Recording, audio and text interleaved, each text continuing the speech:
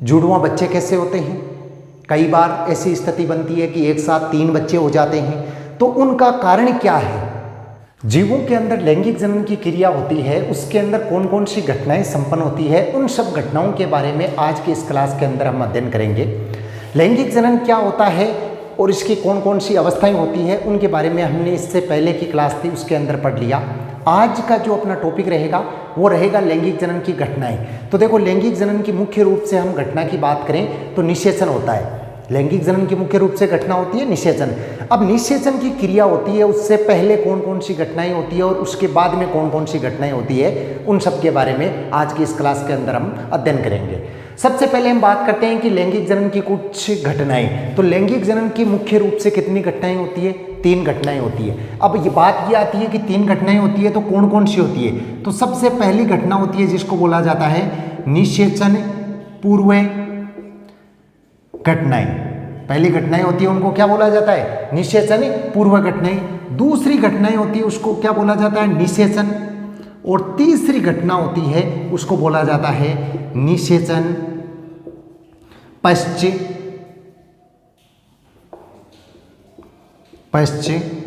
घटनाएं। तो देखो, एक बड़ा टॉपिक है ये। होता क्या है कि निषेचन की क्रिया जब संपन्न होती है, जैसे हम पहले से पढ़ रहे हैं कि निषेचन होता क्या है कि नर युग्मक है वो मादा युग्मक के पास में पहुंचता है और नर युग्मक मादा युग्मक के अंदर प्रवेश कर जाता है, तो उस क्रिया को क्या बोला जाता है? निषेचन। तो बात हम क्या करेंगे कि निषेचन की क्रिया क्या होती है, निषेचन से पहले कौन कौन सी घटनाएं संपन्न होती है और निषेचन के बाद में कौन कौन सी घटनाएं संपन्न होती है। देखो, निषेचन से पहले घटनाएं, निषेचन पूर्व घटनाओं के अंदर हम अध्ययन करेंगे कि युग्मक निर्माण या युग्मक जनन क्या होता है। दूसरी बात, इसी के अंदर हम अध्ययन करेंगे कि युग्मक स्थानांतरण क्या होता है। उसके पश्चात जो अपना टॉपिक आएगा निषेचन, तो निषेचन के अंदर हम ये पढ़ेंगे कि युग्मक संलयन क्या होता है। निषेचन के अंदर हम ये पढ़ेंगे कि युग्मक संलयन की क्रिया है वो क्या होती है। और उसके पश्चात निषेचन पश्च घटनाओं के अंदर हम पढ़ेंगे कि युग्मनज का निर्माण किस प्रकार से होता है और भ्रूण का निर्माण किस प्रकार से होता है। तो इन सब टॉपिकों के बारे में इससे मेन टॉपिक लैंगिक जनन की कुछ घटनाओं के अंदर हम पढ़ेंगे। अपने सबसे पहले स्टार्ट करते हैं निषेचन पूर्व घटनाएं। इन सब के बारे में हम बाद में बात करेंगे, पहले हम बात करेंगे निषेचन पूर्व घटनाएं। तो देखो, इसकी परिभाषा क्या होती है। सबसे पहले बात करें कि निषेचन पूर्व घटनाएं किसे कहा जाता है, कि वे घटनाएं जो निषेचन क्रिया से पहले संपन्न होती है उन्हें निषेचन पूर्व घटनाएं कहा जाता है। ये तो हो गई इसकी परिभाषा कि वे घटनाएं जो निषेचन की क्रिया से पहले संपन्न होती है उनको क्या बोला जाता है? निषेचन पूर्व घटनाएं।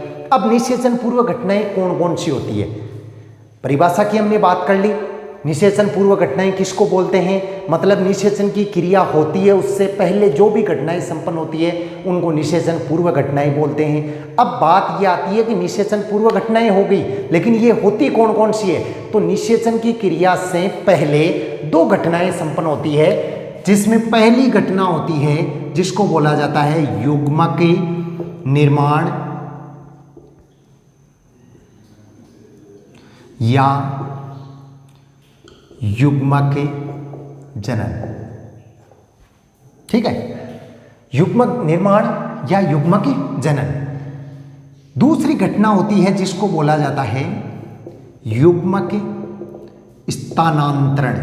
दूसरी घटना होती है जिसको बोला जाता है युग्मक स्थानांतरण। तो आज की क्लास में हम इन दोनों घटनाओं के बारे में पढ़ेंगे। सबसे पहले हम बात करें कि युग्मक निर्माण या युग्मक जनन किसको बोलते हैं। देखो, इससे पहले हमें ज्ञात होना चाहिए कि युग्मक क्या होता है। तो ये मैंने बहुत बार बता दिया है पहले की क्लासों में कि जनक कोशिका से बनने वाली अगुणित कोशिका को क्या बोला जाता है? युग्मक बोला जाता है।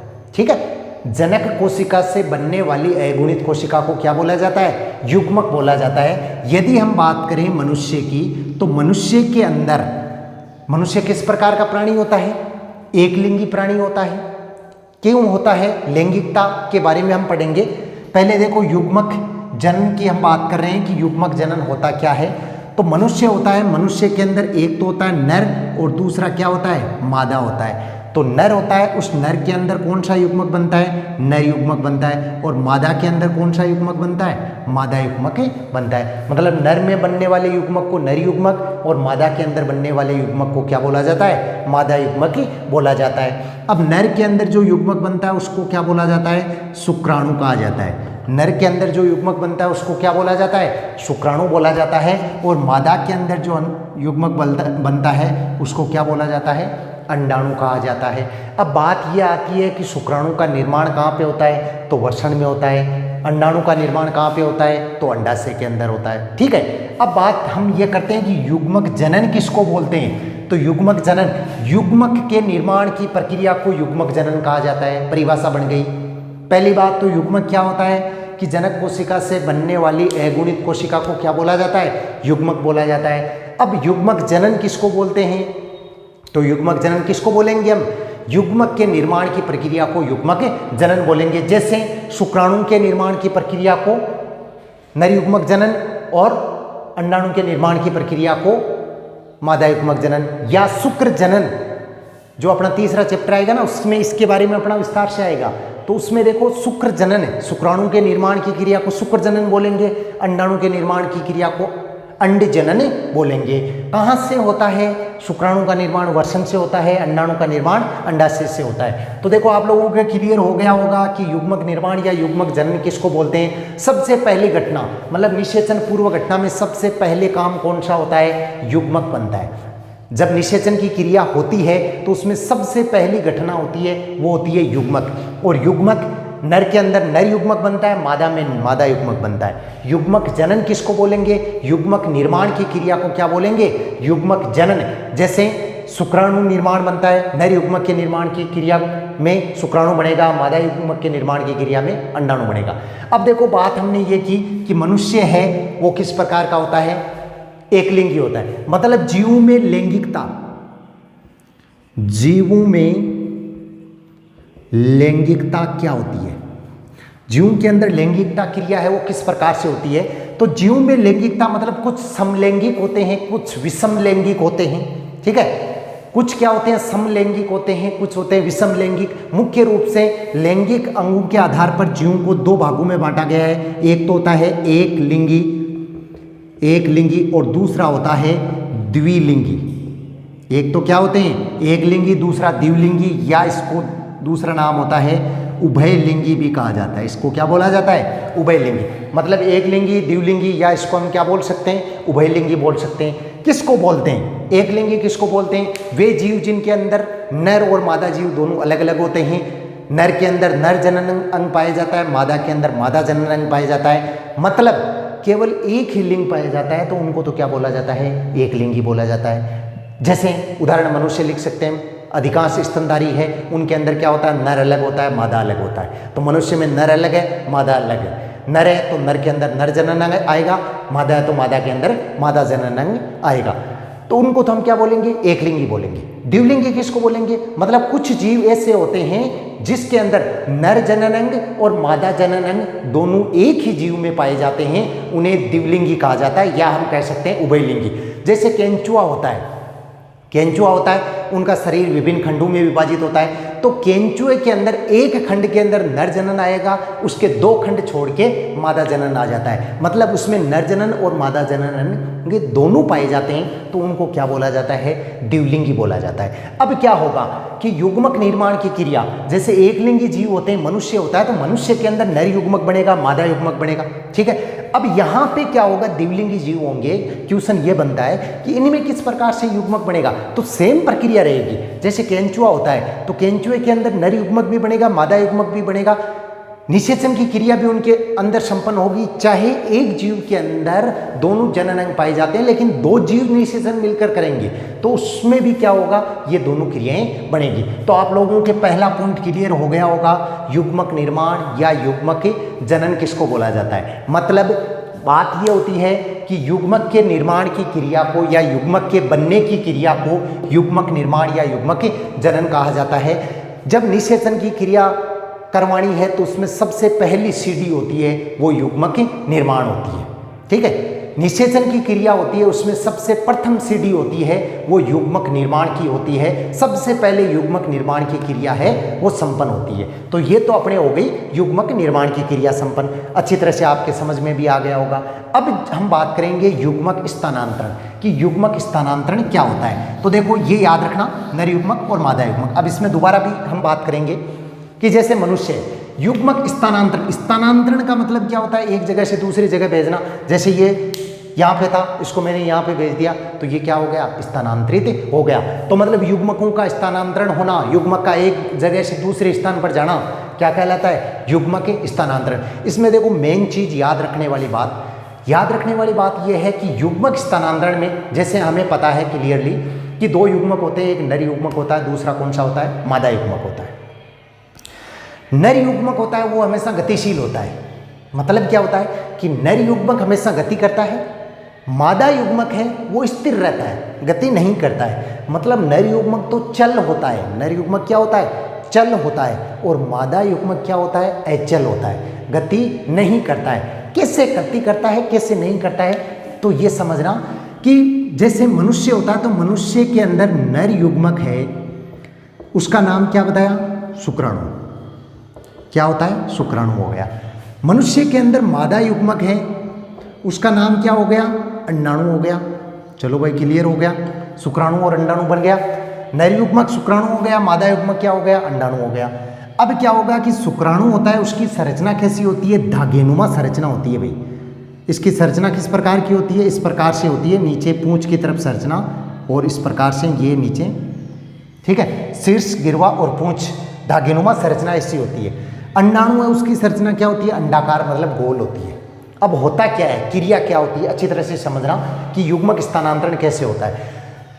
जैसे मादा होता है तो मादा के अंदर क्या पाया जाता है, मादा जनन तंत्र पाया जाता है। मादा के अंदर क्या पाया जाता है, मादा जनन तंत्र। तो मादा जनन तंत्र में देखो यहाँ पे क्या होते हैं, मादा के अंडाणु होते हैं, ये फेलोपियन ट्यूब होती है, इस प्रकार से ये संरचना मादा जनन तंत्र की होती है, जिसके बारे में हम तीसरे चैप्टर में पढ़ेंगे। ठीक है, ये मादा जनन तंत्र का चित्र है। अब क्या होता है कि नर होता है जब मैथुन क्रिया करता है, कौन सी क्रिया, मैथुन क्रिया, कौन सी क्रिया, मैथुन क्रिया। मादा के ये क्या होते हैं, अंडाशय होते हैं, इधर एक अंडाशय होता है, इधर एक अंडाशय होता है। इन अंडाशय के अंदर क्या बनता है, अंडाणु बनता है। अंडाणु कब बनता है, ये इससे पहले वाले वीडियो में मैंने बताया, मासिक चक्र, रज चक्र और मध्य चक्र के अंदर। तो आप लोगों ने नहीं देखा है तो उस वीडियो को पहले देखिए और अच्छी तरह से समझिए। यहाँ पे क्या बनता है, अंडाणु बनता है। यहाँ पे अंडाणु बन गया मादा के अंदर। अब क्या होगी, मैथुन क्रिया संपन्न होगी। अब मैथुन क्रिया होगी तो नर क्या करेगा, यहाँ पे शुक्राणु छोड़ देगा। क्या करेगा, शुक्राणु छोड़ देगा। यहाँ पे शुक्राणु छोड़ देगा। नर है वो मादा के, ये भाग कौन सा होता है, गर्भाशय होता है। कौन सा भाग होता है, मादा का गर्भाशय भाग होता है। तो इस गर्भाशय के अंदर नर है वो लाखों शुक्राणु छोड़ता है। गर्भाशय के अंदर नर है वो लाखों शुक्राणु छोड़ता है। अब इनमें से अधिकांश शुक्राणु यहाँ पे मर जाते हैं। देखो अच्छी तरह से इस बात को समझना, क्यों मरते हैं, कारण क्या होता है कि नर होता है, नर है वो मादा के गर्भाशय में लाखों शुक्राणु छोड़ता है, उनमें से अधिकांशतः शुक्राणु वहीं पे मर जाते हैं। क्यों, क्योंकि अम्लीयता के कारण। किस कारण से, अम्लीयता के कारण। अब क्या होता है कि मान लो कि यहाँ पे 1,00,000 शुक्राणु है, उनको यहाँ पे नर ने छोड़ दिया।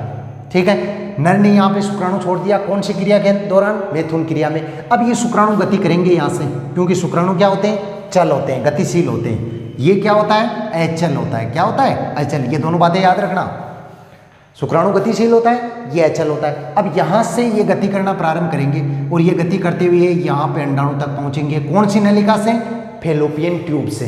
कौन सी नलिका से, फेलोपियन ट्यूब से। जब शुक्राणु यहाँ पे पहुँचेंगे तो यहाँ लगभग 100 शुक्राणु पहुँचेंगे। कितने पहुँचेंगे, 100। मतलब बाकी क्या होते हैं, रास्ते में नष्ट हो जाते हैं। बाकी शुक्राणु है वो रास्ते के अंदर ही नष्ट हो जाते हैं, क्योंकि मादा के गर्भाशय में पाई जाने वाली अम्लीयता के कारण अधिकांशतः शुक्राणु है वो मर जाते हैं या नष्ट हो जाते हैं, और बहुत कम शुक्राणु है वो अंडाणु तक ही पहुंच पाते हैं। अब यहाँ पे अंडाणु तक ये 100 शुक्राणु पहुँचते हैं। है ना। तो ये क्रिया क्या हो गई, स्थानांतरित, मतलब यहाँ पे छोड़ा, यहाँ से अपने आप चले गए यहाँ पे, तो ये क्रिया क्या हुई, युग्मक स्थानांतरण। अब इसके अंदर प्रवेश करेंगे, ये क्रिया अगला टॉपिक आएगा, इसमें नहीं होगा कि मतलब यहाँ 100 पहुँच के इन 100 में से कोई एक है अंडाणु इसके अंदर प्रवेश कर जाता है, कोई एक शुक्राणु अंडाणु के अंदर प्रवेश करता है, तो वो होगा युग्मक संलयन। जुड़वां बच्चे कैसे होते हैं, कई बार ऐसी स्थिति बनती है कि एक साथ 3 बच्चे हो जाते हैं, तो उनका कारण क्या है, किस कारण से जुड़वां बच्चे होते हैं या 3 हो जाते हैं, 4 हो जाते हैं, मुख्य रूप से उसका कारण क्या है, ये बात भी हम अच्छी तरह से समझेंगे।